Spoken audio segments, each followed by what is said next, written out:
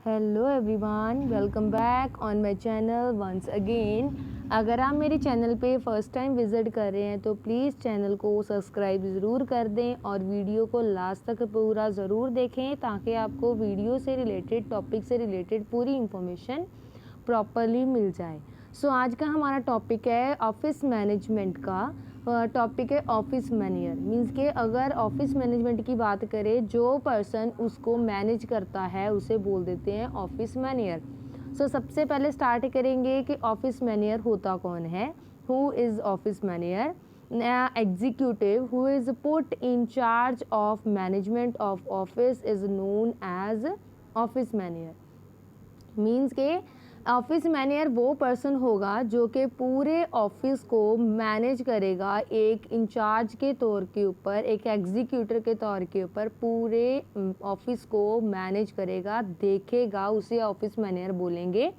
और वो सारी जितनी भी मैनेजरियल फंक्शन है, मैनेजर के जितने भी फंक्शंस होते हैं, किसी चीज़ के रिगार्डिंग प्लान करना, ऑर्गेनाइज करना, उसे डायरेक्ट करना, स्टाफिंग लेके आनी है, कंट्रोल करना है, जितने भी ऑफिस की ऑपरेशंस हैं, काम है, उन सभी को परफॉर्म करना ऑफिस मैनेजर का काम है। और इसे हम अलग अलग नाम से बुलाते हैं। एडमिनिस्ट्रेटर ऑफिसर भी बोल सकते हैं, सेक्शन ऑफिसर भी बोल सकते हैं, इंफॉर्मेशन मैनेजर भी बोल सकते हैं, ऑफिस सुपरवाइज़र भी बोल सकते हैं, ऑफिस सुपरिटेंडेंट भी बोल सकते हैं। अलग अलग ऑफिस में अलग अलग नाम से इन्हें बुलाया जाता है। होपफुली आपको क्लियर हो गया होगा अभी कि ऑफिस मैनेजर होता कौन है। ऑफिस मैनेजर वो पर्सन होता है जो कि पूरे ऑफिस को मैनेज करता है। जो भी डेली के काम करने वाले होते हैं, ऑपरेशंस होते हैं ऑफिस के, वो सारे इसी के अंडर होते हैं। उसको प्लान कैसे करना है, क्या क्या चीज़ें उसमें एडअप करनी है, कैसे उसको ऑर्गेनाइज करना है, ईच एंड एवरीथिंग जो है वो उसके अकॉर्डिंग ही देखता है। नेक्स्ट है क्वालिफिकेशंस ऑफ मैनेजर। अब हमारे पास जो मैनेजर है उसकी क्वालिफिकेशंस क्या होती हैं। पहली, पर्सनल क्वालिटीज़। पर्सनल क्वालिटीज़ क्या होंगी? अभी पर्सनल क्वालिटीज़ मीन्स कि हर ऑफिस जो भी मैनेजर है, जो भी ऑफिस में मैनेजर काम कर रहा है, उसका मेन टास्क यही होता है कि ऑफिस के काम को करवाना या करना, ऑफिस एम्प्लॉयज़ से इफ़िशेंटली और इकोनॉमिकली, कम से कम कॉस्ट के ऊपर अच्छे ढंग से काम करवाना। ये जो है एक उसकी क्वालिटी है, एक पर्सनल उसकी एक पर्सनैलिटी से रिलेट है कि उसने दूसरे लोगों से कैसे काम करवाना है, कैसे उनसे काम निकलवाना है। जो भी परफॉर्मेंस है टास्क से रिलेटेड, वो उसे पर्सनल क्वालिटी के हिसाब से ही उसको रिक्वायर्ड होती है। और जिसमें इंक्लूड होता है कि लीडरशिप कैसे उसने अपनी दिखानी है, साउंड कैसे, जजमेंट कैसे करनी है, हर प्रॉब्लम को कैसे टैकल करना है, सेल्फ कंट्रोल कैसे रखना है, एंथुसियाज्म कैसे उसने रखनी है, सिंसेरिटी कैसी होएगी, हर एक चीज़, ईच एंड एवरीथिंग, चाहे कि पंक्चुअलिटी है, उसके बोलने का तरीका है, कम्युनिकेशन है, हर चीज़ को वो उसकी पर्सनल क्वालिटीज़ में ही आएगा। कि एक मैनेजर की पर्सनल क्वालिटी क्या होएगी कि वो एक लीडरशिप की तरह काम करे, अच्छा कम्युनिकेटर बने, दूसरों को गाइड अच्छे से करे, इनिशिएटिव ले, प्रिवेसिव हो, सेल्फ कंट्रोल हो, जज कर सके दूसरों को अच्छे ढंग से, मतलब देख पाए कि उसमें क्या रॉन्ग है, क्या गलत है, ईच एंड एवरीथिंग उसकी पर्सनल क्वालिटीज़ में आएंगी। आगे है फॉर्मल एजुकेशन एंड ट्रेनिंग। अगर एक ऑफिसर जो है, जो भी एक ऑफिस मैनेजर है, उसके पास पूरा होल्ड होता है, और अगर वो होल्ड है दैट मीन्स कि अगर वो ऑफिस को कंट्रोल कर रहा है तो उसके पास कोई ऐसी डिग्री, ऐसी क्वालिफिकेशन होनी चाहिए जो कि उसी के फील्ड में हो। जैसे कि अगर हम ऑफिस मैनेजर की बात करें, मीन्स के वो कॉमर्स फील्ड की बात कर रहा है, तो कॉमर्स फील्ड में हमारी कौन कौन सी डिग्रीज अवेलेबल होती हैं। बैचलर्स ऑफ कॉमर्स मीन्स के BCom हो गया, बिजनेस एडमिनिस्ट्रेटिव BBA हो गया, इस तरह से और भी बहुत सारी हैं जिसके साथ पर्सनालिटी भी डेवलप होती है और साथ ही साथ जो है जो उसे प्रोफेशनली नॉलेज और ट्रेनिंग प्रोवाइड करता है, तो वो भी एक जो है ऑफिसर के लिए, मैनेजर के लिए ज़रूरी है। तो ये भी उसकी क्वालिफिकेशन में आएगा। Next is experience. एक्सपीरियंस जो है कोई अलग से सब्स्टिट्यूट नहीं है, कुछ अलग से कोई चीज़ नहीं है। मीन्स कि अगर एक ऑफिस मैनेजर जो है वो एग्जीक्यूट कर रहा है हर एक चीज़ को, लेकिन उसके पास उस चीज़ को हैंडल करने का एक्सपीरियंस भी होना चाहिए। अगर एक पर्सन किसी भी चीज़ को हैंडल करने में एक्सपर्ट है, उसे एक्सपीरियंस है, तो वो अच्छे ढंग से उस चीज़ को कंट्रोल कर सकता है और हर चीज़ को मैनेज कर सकता है। तो एक सक्सेसफुल मैनेजर के लिए ज़्यादा से ज़्यादा एक्सपीरियंस होना ज़रूरी है। सम टाइम ये भी होता है कि अगर एक पर्सन ने ट्रेनिंग अच्छे ढंग से ली हो तो वो उसके अकॉर्डिंग भी, चाहे वो फ्रेशर ही क्यों ना हो, लेकिन जो भी उसकी ट्रेनिंग होएगी, अगर उसने उसको अच्छे से वो सारे टास्क को कंप्लीट किया होगा तो उसके पास ऐसा एक्सपीरियंस होता है कि उसने किस तरह से, किस वे से उसने हर सिचुएशन को, प्रॉब्लम को हैंडल करना है। आगे है प्रोफेशनल इंटरेस्ट। एक ऑफिसर जो है, जो एक ऑफिस मैनेजर होएगा, उसे एक चीज़ के लिए ज़रूर उसके ऊपर कंसंट्रेट करना पड़ेगा कि अगर वो अपने काम को करवाना चाहता है, लोगों से ऑपरेशन करवाना चाहता है ऑफिस के, तो सबसे पहले उसका प्रोफेशनली उस चीज़ में इंटरेस्ट हो। अगर वो प्रोफेशनली उस चीज़ में इंटरेस्ट रखता है तब ही वो लोगों को मोटिवेट कर पाएगा, एम्प्लॉयज़ को मोटिवेट कर पाएगा उसके ऊपर काम करने के लिए। तो अगर वो खुद ही उस चीज़ में इंटरेस्टेड नहीं है तो वो लोगों को कैसे कहेगा काम करने के लिए, कैसे वो लोगों में अंदर मॉरल, एक मोरल उनके अंदर कोई गाइडेंस उस उनके अंदर कैसे वो इंक्रीज़ करेगा, इम्प्रूव करेगा उस चीज़ को करने के लिए। सो प्रोफेशनल इंटरेस्ट भी ज़रूरी है, पर्सनल भी ज़रूरी है। अगर पर्सनली उस चीज़ में रिलेट करेगा तब ही वो प्रोफेशनल बनेगा, तो प्रोफेशनल बनेगा तब ही लोगों से काम करवाएगा। तो अगर एक सक्सेसफुल और इफ़ेक्टिव ऑफिस मैनेजर चाहिए तो उसका पहले तो लाइव कॉन्ट्रैक्ट होना चाहिए प्रोफेशनल ऑर्गेनाइजेशन, हर एक ऑर्गेनाइजेशन के साथ, जिस भी ऑर्गेनाइजेशन पे वो काम कर रहा है उसके साथ उसका एक कॉन्ट्रैक्ट होना चाहिए और उसके टच में होना चाहिए। पूरे बुक्स, जर्नल्स, ऑफिस को कैसे मैनेज करना है, हर एक चीज़ के बारे में उसको पता होना चाहिए। ऑफिस मैनेजर जो है बिल्डअप करता है प्रोफेशनल लाइब्रेरी एक तरह से, मीन्स कि जिसके पास लेटेस्ट बुक्स की नॉलेज हो, रिपोर्ट्स बनाने में पता हो, पीरियडिकल्स के बारे में नॉलेज हो, और कितना इन्वेस्ट कर सकता है, कितना खर्चा हो सकता है, हर एक चीज़ के बारे में उसे थोड़ी बहुत नॉलेज होनी ज़रूरी है, तो तब ही प्रोफेशनल इंटरेस्ट बनेगा। आगे है ऑर्गेनाइजिंग कैपेसिटी। ऑर्गेनाइजिंग कैपेसिटी या फिर एबिलिटी टू ऑर्गेनाइज, इसमें क्या आएगा कि अगर एक जो मैनेजर है वो एक अच्छा ऑर्गेनाइज़र होना चाहिए, तो अगर वो एक अच्छा ऑर्गेनाइज़र है तो उस हिसाब से जो है उसके पास ये एबिलिटी होएगी कि वो कैसे काम को डिस्ट्रीब्यूट करेगा, कैसे अपनी अथॉरिटी एंड पावर को डेलीगेट करेगा, मीन्स के डिवाइड करेगा, कैसे लोगों को वो सिलेक्ट करेगा, किन के काम में इंटरेस्ट दिखाएगा, क्यों, मतलब ये सारी चीज़ें क्यों करेगा, ताकि अपने काम को डिवाइड करके दूसरों से अच्छे ढंग से करवा सके और उनको देख सके, और हर एक चीज़ को डेलीगेट करेगा, हर काम को डेलीगेट करेगा, डिवाइड करेगा उन पर्सन्स की स्किल्स के अकॉर्डिंग, उनकी कैपेसिटी के अकॉर्डिंग, उनकी नॉलेज के अकॉर्डिंग, और हर एक चीज़ को इसी तरह से अचीव करेगा जैसे उसके पास जिस चीज़ की पावर होएगी उसको डिवाइड करके। ठीक है, next is leadership quality. Leadership quality में क्या है कि जो मैनेजर है उसके पास एक लीडिंग की आर्ट होनी चाहिए, वो किस तरह से लीड करेगा अपने ग्रुप को, या अपनी ब्रांच को, या अपने डिपार्टमेंट को, और उसे एक अच्छा गाइडेंस, एक अच्छी जो है फिलोसफर वाली उसमें एबिलिटी, क्वालिटी होनी चाहिए, और ताकि वो अपने सबॉर्डिनेट्स को इन्फ्लुएंस कर सके उनके काम के लिए, ताकि उनसे अच्छी क्वालिटी का काम ले सके। और ये सारी चीज़ें तभी होंगी अगर वो हर एक ऑर्गेनाइजेशन में काम करने वाला मैनेजर जो है अपने टीम को, अपने एम्प्लॉयज़ को एक साथ, सबॉर्डिनेट्स को एक टुगेदर बोल सकते हैं, टीम वर्क के स्पिरिट के साथ उन्हें काम करवाने के लिए उसकी एबिलिटी होएगी, तब ही वो लीडरशिप की क्वालिटी को यूज़ कर सकता है, या फिर ये बोल सकते हो कि उसकी क्वालिटी को दिखा सकता है। अगर वो हर अपने टीम मेंबर को एक टीम में, एक स्पिरिट में, एक ग्रुप में बना के काम कर रहा है तो।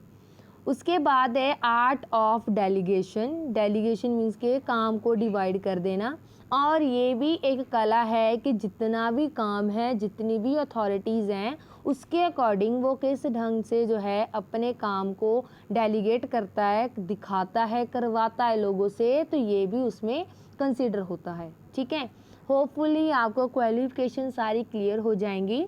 सो मैं रिपीट कर रही हूँ दोबारा से। पर्सनल क्वालिटीज़ में मतलब उसकी पर्सनैलिटी से रिलेटेड कि लीडरशिप होनी चाहिए, सेल्फ कंट्रोल होना चाहिए, सिंसेरिटी होनी चाहिए, इनिशिएटिव लेने वाला होना चाहिए, पंचुअल होना चाहिए, वो सारी चीज़ें देखेंगे। फॉर्मल एजुकेशन मीन्स कि जो भी फील्ड में वो काम कर रहा है उसके पास उसकी एक प्रोफेशनल डिग्री होनी चाहिए, प्रॉपरली उसके पास ट्रेनिंग होनी चाहिए, ताकि अगर कोई भी इवेंट हो, कोई भी प्रॉब्लम, कोई भी सिचुएशन आ जाए, उसके अकॉर्डिंग उसको टैकल कर पाए।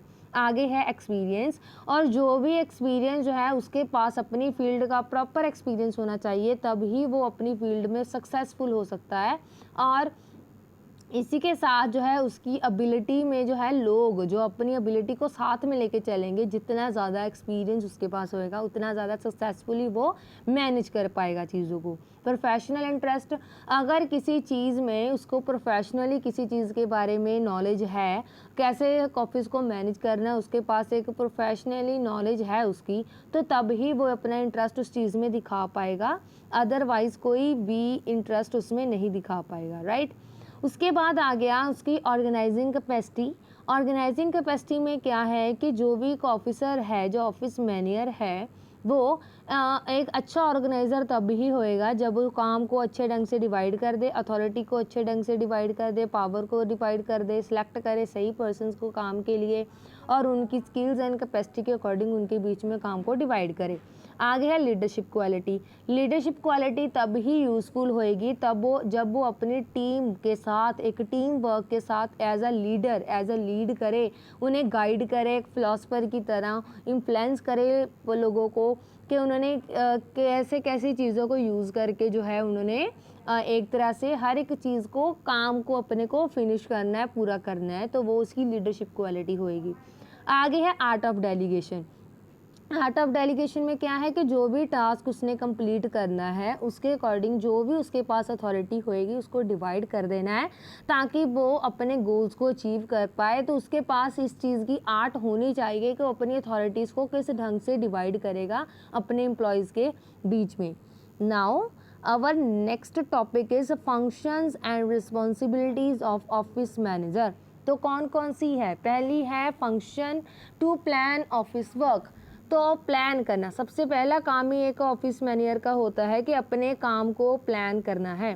तो प्लानिंग एक मेंटल वर्क है जिसमें ये जो है डिसाइड करता है एडवांस में कहाँ, कैसे, कब, किसने करनी है जॉब। और एक ऑफिस मैनेजर का यही फंक्शन है कि उसने बाकी मैनेजर्स के साथ मिलके क्या करना है, दूसरे मैनेजर की तरह हर चीज़ को प्लान करना है और उसके ऊपर काम करना है। आगे है organising the office work. Planning के बाद अब उसको किस तरह से ऑर्गेनाइज करना है, फिजिकल मैनुअली रिसोर्सेज अवेलेबल करवाने हैं। और ऑर्गेनाइजिंग में क्या होएगा कि ऑफिस मैनेजर डिसाइड करता है कि ये रिस्पॉन्सिबिलिटी किसे देनी है और कैसे करनी है, ठीक है, और क्या करेगा वो सारी चीज़ें ऑर्गेनाइजिंग में आएगी। आगे है डायरेक्टिंग।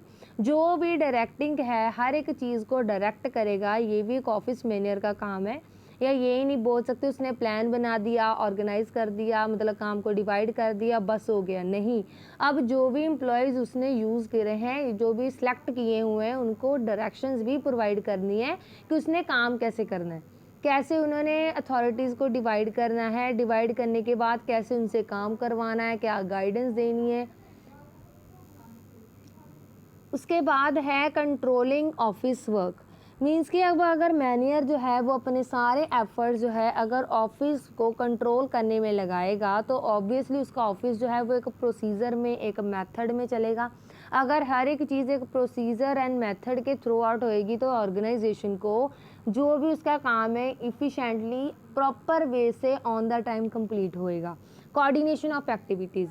अब जो है हमारी जितनी भी एक्टिविटीज़ हैं उनमें कोऑर्डिनेशन होना ज़रूरी है। अगर वो कोऑर्डिनेशन नहीं कर पा रहा है, दैट मीन्स के जो ऑफिस मैनेजमेंट है वो कोऑर्डिनेशन नहीं हो रही to make all the employees के बीच में कोऑर्डिनेशन नहीं बना पा रहा है, तो वो अपने गोल को अचीव नहीं कर पाएगा। तो जो ऑफिस मैनेजर है वो एक इम्पॉर्टेंट रोल प्ले करता है ऑफिस वर्क को कोऑर्डिनेट करने में।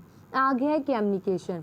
अब ये भी इम्पॉर्टेंट फंक्शन है। अब उसने प्लान कर लिया, ऑर्गेनाइज कर दिया, डायरेक्ट करना है, तो डायरेक्ट करने के लिए क्या चाहिए उसे? ऑब्वियसली उसे कम्युनिकेशन की ज़रूरत पड़ेगी। अगर एक अच्छा कम्युनिकेटर होएगा मैनेजर, तब ही वो डायरेक्शंस प्रोवाइड करेगा अपने एम्प्लॉयज़ को।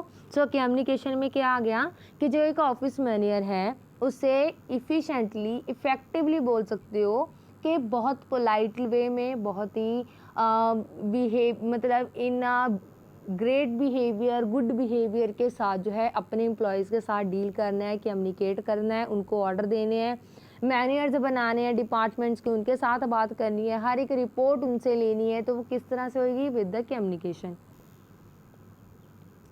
Next is office environment. Office environment क्या है कि जो फंक्शन है वो तब ही इंश्योर होते हैं जब एक ऑफिस इन्वायरमेंट प्रॉपर ढंग से काम करेगा। मीन्स के जो भी स्टाफ अपॉइंट किया है, अगर अब उस स्टाफ के पास अच्छा इन्वायरमेंट ही नहीं है ऑफिस में काम करने के लिए, तब वो प्रोडक्टिवली काम कर पाएंगे? नो। तो इसलिए क्या होएगा कि ये मैनेजर की ड्यूटी बन जाती है, ये उसकी रिस्पॉन्सिबिलिटी बन जाती है कि उसने ऑफिस का इन्वायरमेंट इस तरह से क्रिएट करना है ताकि जो एम्प्लॉयज़ हैं, जो स्टाफ के मेंबर्स हैं, वो अपनी प्रोडक्टिविटी भी इंक्रीज़ करें, अपनी इफ़िशेंसी भी इंक्रीज़ करें और हर काम को टाइमली फिनिश करें। उसके बाद है office system and routines. Office manager जो है वो इस चीज़ के लिए बहुत ज़्यादा कंसर्न होते हैं कि उसने अपने ऑफिस के सिस्टम को कैसे डिज़ाइन करना है, क्या रूटीन्स होंगी, ताकि अलग अलग एक्टिविटीज़ को स्मूथली कैसे रन आउट करना है। तो इसलिए जो ऑफिस मैनेजर है वो ये डिज़ाइन करेंगे कि उसने कौन से सिस्टम को यूज़ करना है, कौन सी रूटीन्स को फॉलो करेंगे। तो वो सारी चीज़ें एक ऑफिस मैनेजर जो है वो डिसाइड करता है, तो अपने फंक्शन को परफॉर्म करता है। आगे है process purchase of asset, stationery, supplies. अब ये भी डिसीज़न उसी ने लेना है कि अगर किसी एसिड की, किसी मशीनरी की, फर्नीचर की ज़रूरत है तो वो उस चीज़ को परचेज़ करे, स्टेशनरी की ज़रूरत है उसे अरेंज करे, सप्लाई करनी है चीज़ें तो उस तरह से अरेंज करे। तो ये भी एक ऑफिस के मैनेजर की रिस्पॉन्सिबिलिटी है कि पूरी ऑर्गेनाइजेशन में जो जो चीज़ों की ज़रूरत है उन्हें रिक्वायरमेंट देना, और वो एम्प्लॉयज़ की रिक्वायरमेंट लेनी भी है और उनकी रिक्वायरमेंट को पूरा भी करना है ताकि स्मूथली ऑर्गेनाइजेशन को चलाया जा सके। Next is public relation. तो जो ऑफिस मैनेजर है वो एक इम्पॉर्टेंट रोल, एक सर्विस प्रोवाइड करता है ऑर्गेनाइजेशन एंड आउटसाइडर के बीच में, मतलब लोगों के साथ रिलेशन बनाने में। अगर लोगों के साथ उसका रिलेशन अच्छा होएगा तब ही वो ऑर्गेनाइजेशन को चला पाएगा। सो वो ऑर्गेनाइजेशन के लिए अलग अलग लोगों से डील करता है, उनसे इंफॉर्मेशन कलेक्ट करता है और उसके अकॉर्डिंग जो है अपनी ऑर्गेनाइजेशन को देखता है, उसमें वो सारी चीज़ें इम्प्लीमेंट करता है, अलग से पॉलिसीज़ के बारे में बात करता है, टॉप मैनेजमेंट के साथ डिस्कस करता है इन चीज़ों के बारे में और उसी के अकॉर्डिंग जो है वो अपने काम को पूरा करता है।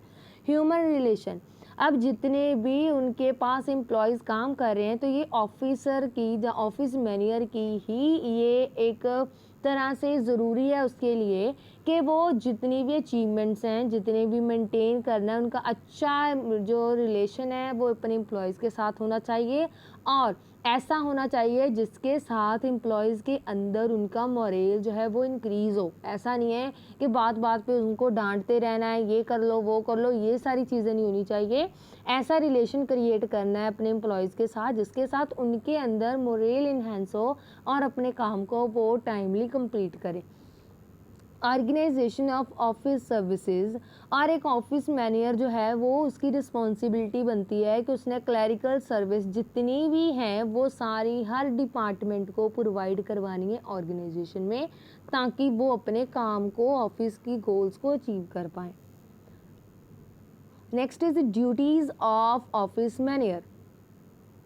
अब उसकी किस किस के लिए पहली ड्यूटी है सबॉर्डिनेट के लिए ड्यूटी। सबॉर्डिनेट्स होते हैं एम्प्लॉयज़। तो ऑफिस मैनेजर एक बॉस की तरह काम करता है ऑफिस में, तो वो अपने सबॉर्डिनेट्स की प्रॉब्लम को सुनेगा तब ही उनको सॉल्व करेगा। तो उसकी ड्यूटी क्या बन जाती है कि जो भी उसके अंडर एम्प्लॉयज़ काम कर रहे हैं तो उनकी प्रॉब्लम्स को सुने और उन्हें सॉर्ट आउट करें और उनके सॉल्यूशंस प्रोवाइड करें ताकि उनको आगे कोई भी प्रॉब्लम फेस ना हो।